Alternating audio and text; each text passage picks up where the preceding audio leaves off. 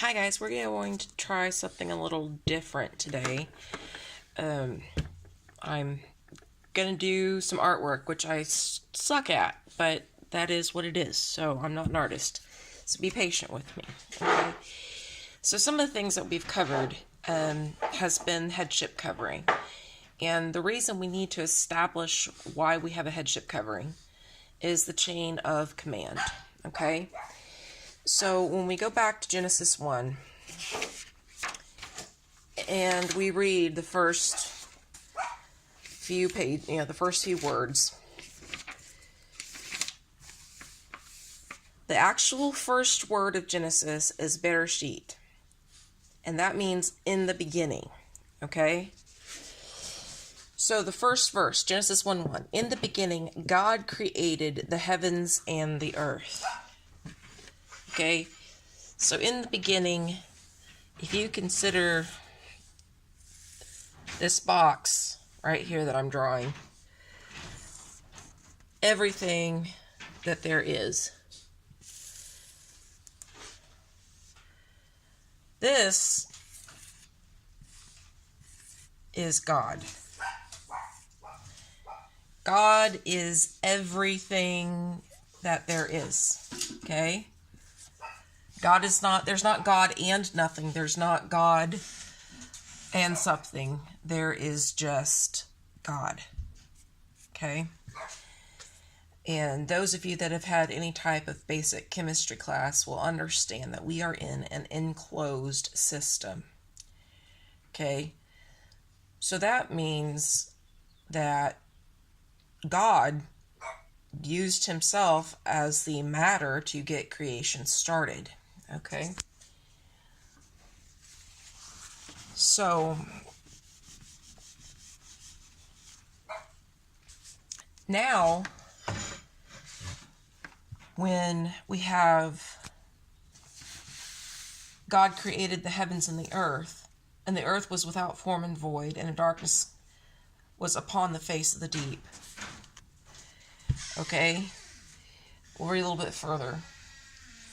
And Elohim said, "Let there be light," and there was light. So God separated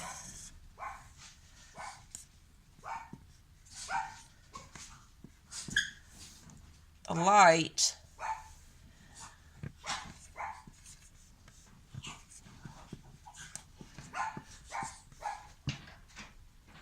okay?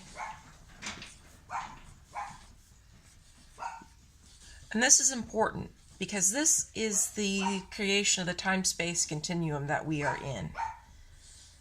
Okay? So God separated where he was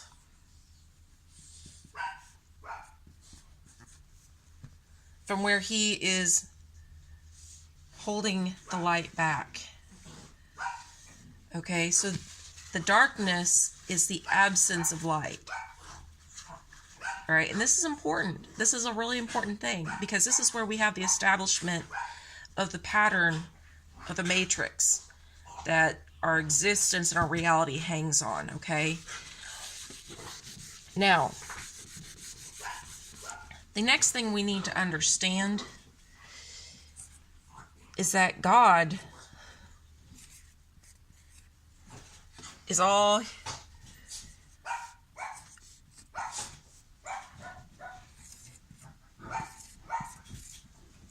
right? This is the creation. But do you notice that we are contained inside of, all right? And there could, we don't know. We know what God has told us about our creation. So he could have other creations out there. I don't think they can interact with this one except for what he's put in his scripture, okay? And that scripture is the rules and patterns to how all of this works, okay? So when David is saying, I can go to the very depths of Sheol and you are there, it's because nothing exists outside of God. Absolutely nothing exists outside of God, because we are all inside, in the enclosed system, inside of God. I mean, that's how big our God is. Now, God created the heavens and the earth. So whether you believe in a globe earth or whether you believe in a flat earth, we know that there's a firmament between the Shemayim, the heavens,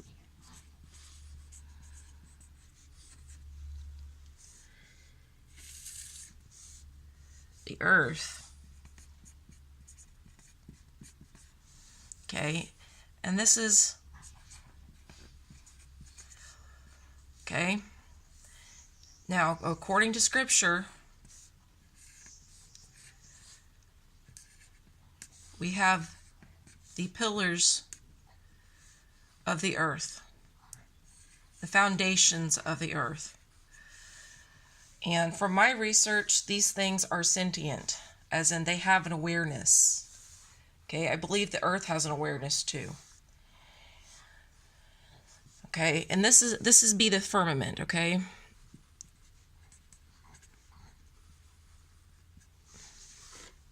Now, the moon and the sun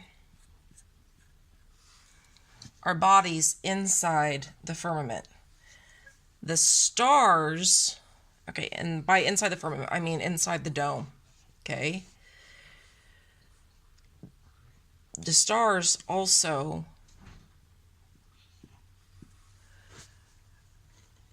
are located inside the firmament. Now, they may actually be trapped in the waters above. Okay, like they may be part and parcel in the dome of the firmament. They may just be inside, suspended in our time-space continuum, okay? But this is waters up here. You should look up a video called Star in a Jar and watch that, because that's really cool, okay? It's how sound and light work together. So, but one thing I also want you to understand is that we have a timeline that's going on here.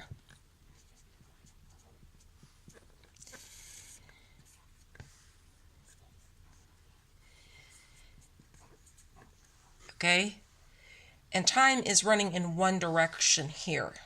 Okay? It only has one choice, from the start to the end. That is not the case out here. Time is running, if time even exists out here, it may be going in all directions. It may not be going in any directions. Time is a reality in our construct in here, okay? Time does not affect God. God is outside time. He created this creation, and the earth is a big watch, is a big mechanism that is a watch that is counting down the time, okay? Now, the stars are really interesting because you're going to end up learning about something called the Mazzaroth. And this is something I'm working on. Astronomy is not my strong suit. But the Mazzaroth is a story of creation as written in the stars. Okay, and it's all there.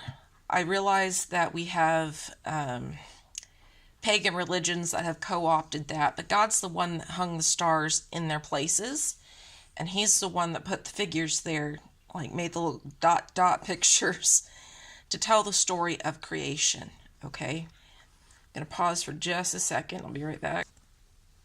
Now, the Mazzaroth, like I said, are the constellations, and there's a story in the stars. And the reason I'm sharing that with you is that's something I'm working on, getting some better understanding, because there's little bits and clues hidden throughout the scripture. Now, why is this all important? We have to understand creation and how this works, because God's the creator. Yod He Vav He.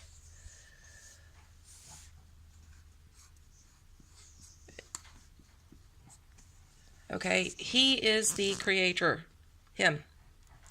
All right? So he created all of this. He created the heavens, he created the earth, he created the beings in the heavens, and he created the beings in the earth. Okay? If you understand from our perspective how big the earth is, and you consider that God not only made the entire earth, but made the pillars of the earth and the structure, and that those things are huge and sentient. Look at Ezekiel chapters 1 through 4. You'll understand some of what I'm talking about. That we are very, very small in comparison. Okay?